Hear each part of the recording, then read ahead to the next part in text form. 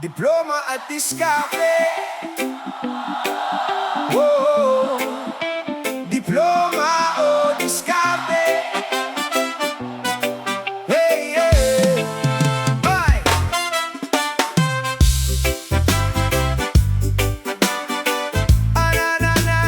Na, hey, hey.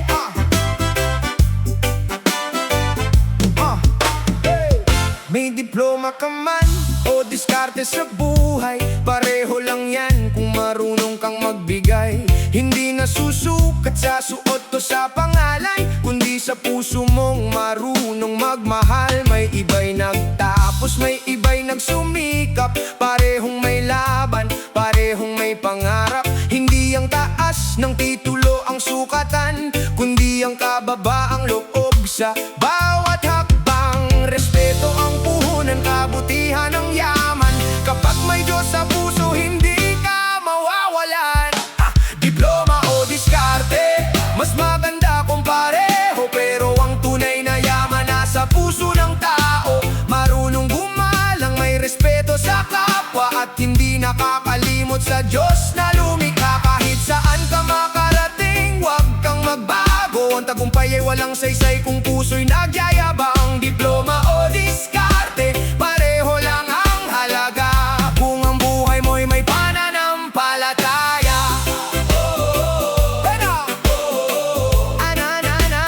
Pananampalataya.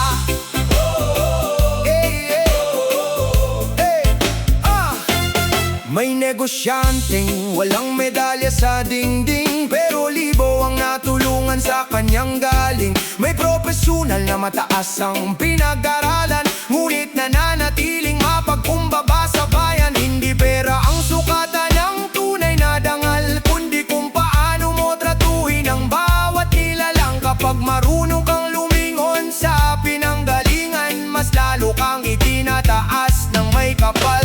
Kapag may respeto, maraming pintuang bubukas. Kapag may Diyos sa puso, hindi ka maliligaw.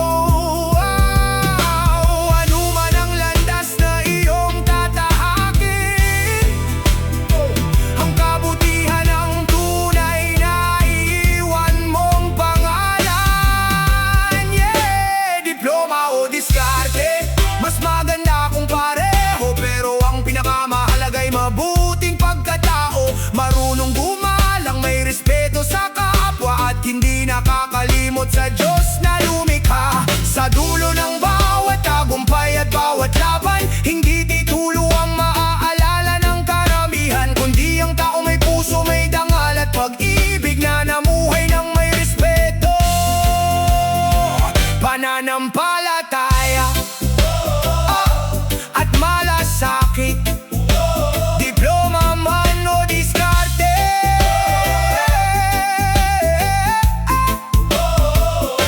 Kapag may Diyos sa puso at respeto sa kapwa,